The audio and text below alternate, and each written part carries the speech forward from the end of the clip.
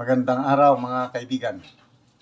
Pag-usapan naman natin ngayon ang pahayag ni Congressman Joel Chua ng Manila tungkol sa impeachment trial ni VP Sara. Isa si Congressman Chua sa mga prosecutors na uusig sa ating Vice Presidente. Okay, so ito ang kanyang sa post ng Jigger Eve TV. Okay. Kumpiyansa ang kongresista na makonvict si VP Sara. Kasi sabi niya, once na makonvict na po siya sa impeachment, po pwede naman pong kasuhan sa ombudsman ang vice presidente dito po sa mga kasong ito. Sa atin po kasing saligang batas, dalawa lang ang magiging desisyon ng impeachment court. Solid yung evidence natin. Gaano kasolid In fact, mayroon na rin tayong mga documentary evidence, yung PSA, ito siguro yung Philippine Statistics Authority, PSA report. So lahat naman yan ay intact. Dagdag ni Representative Joel Chua. Okay? So, gaano kaya kasulid ang ebidensya nila? Example, yung isa sa mga articles of impeachment, yung unexplained wealth, gano'n. Ano pa sila nagplano pa lang nga magsubpuena sa mga bank records ng ating Vice Presidente. So kung plano pa nilang isubpuena, wala pa silang hawak. Kung meron mang hawak, baka ito yung mga dokumento na ipresenta noon ni ex-Senator Trillanes noong 2016 pa. So, gaano kasulid ang kanilang ebidensya na hindi pa man sila nakasubpuena? Ano pa? Yung threat, yung assassination threat kuno ng ating Vice Presidente laban sa Pangulo, First Lady, and Speaker Martin Romualdez.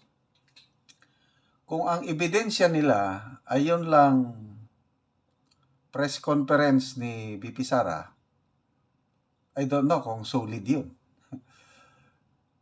Ang solid siguro ng ebidensya kung may maipakita sila, maipresent sila na yung assassin mismo. Yung mag-testify na ako yung kinontak ni VP Sara na titira sa mga taong ito. Kung meron sila. Ano pa? So, tingnan natin. Kasi sa rules of evidence, nako, ang daming rikitutos yan. Nakakita na ako ng trial sa korte. Pag mahina kang witness ka, tapos may magaling na abogado, nako, dyan pa lang sa cross-examination, lalabas at lalabas yung mga kahinaan ng ebidensya, kahinaan ng witness, basta may magagaling na mga abogado. So, labanan dito ng abogado. Sino-sino yung mga abogado ng ating VP Sara? I hope matuloy ito kasi ito naman yung naghain ng petition sa Supreme Court. Fortun, Philip Siegfried Fortun, more than 30 years na ito na trial lawyer. Abogadong Di Campanilla, Narbasa, Salazar.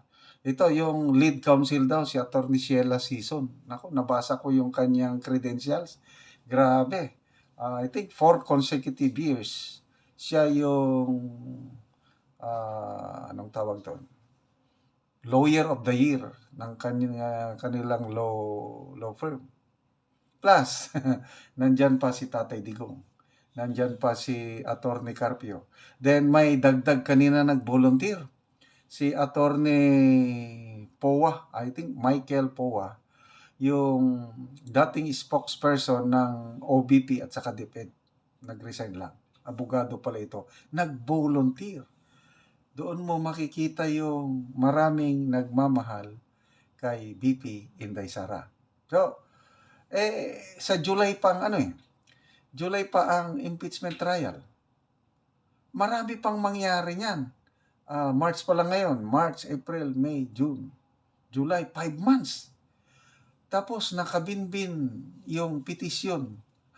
Petisyon sa Korte Suprema. Hindi natin alam ano ang mangyayari sa petisyon diyan. Nakaka-excite. Baka matulad sila sa PhilHealth issue. Nako, bukas pala, third oral argument na sa nakikita ko na, marami nang nakakakita, no? Pati nga Inquirer, yung post nila, game over. Sabi nila, nung pagkatapos yung second oral argument, tapos na ba ang boxing? So, wag ka mo nang makasigurado, mga kagalang-galang na kongresista. Isa pa, hindi rin sigurado ba ni Congressman Joel Chua na mananalo siya sa kanyang distrito? 2 months ago ata, may nakita kong survey. Dihado siya mas lamang yung kalaban niya. So yun, hindi sila makakasigurado kung itong 11 prosecutors ngayon, kongresista ay mananalo para sa 20th Congress. So, ayun, once na makonvict, kakasuhan pa sila sa ombudsman. Talagang hindi nila tatantanan talaga si BP Sara. But tingnan natin, it will be the people who will decide. Lalo na itong eleksyon. Once na lumusot ang PDP laban, pag nanalo ang mga senador niyan, kahit ano pang galing, kahit ano pang kasulit ang inyong ebidensya, kasi ito impeachment trial, hindi siya korte na regular court. Okay? So, mga kaibigan, salamat sa inyong palaging panonood sa ating channel. Nakakatulong po kayo sa Tribong Talaandig sa Bukidnon dahil ang sweldo natin sa channel na ito, tinutulong natin sa tribo, namimigay tayo ng libreng yero at pako para maayos ang sira-sirang bahay ng Tribong Talaandig. Panoorin nyo ang video na ito, nakakabagbag damdamin, nakakaiyak ang kalagayan ng bahay nila dahil ang lalaki na ng mga butas. Pag matulog daw sila sa gabi, magpayong na lang. So salamat sa inyong pagsubaybay, lalo na ang inyong hindi pag-skip ng ads. Na ako diri sa Tikalaan mo ni ang yang sitio garden o naami diri katong yang balay bolso to na. Ayo nay tawo. Ay, Oh, mayong hapon. maying hapon sab, dayon lang. Oo, muna ni ang mga bulsuton. Oo. Di po ako. Muna ni ang ilang balay. Di po muna ako wala. Sitio Garden sakop sa May Tikalaan. Oh, makita gyud sa ilang balay ang luag na nga mga bulsot. Oh, ang ilang atop din hidapita sa ilang abuhan, so gikuanan lang gyud og trapal nga nangagisi na sab. Og ang ilang salog nanigid in taon ang ilang kahimtang. O guba-guba na gid ang ilang balay tungod sa kalisod, so wala sila'y ikapalit sa yero. O ang hero nga ilang gipuyan ba na gid ka ng bulsuton na gid kaayo. Karaan na kayo.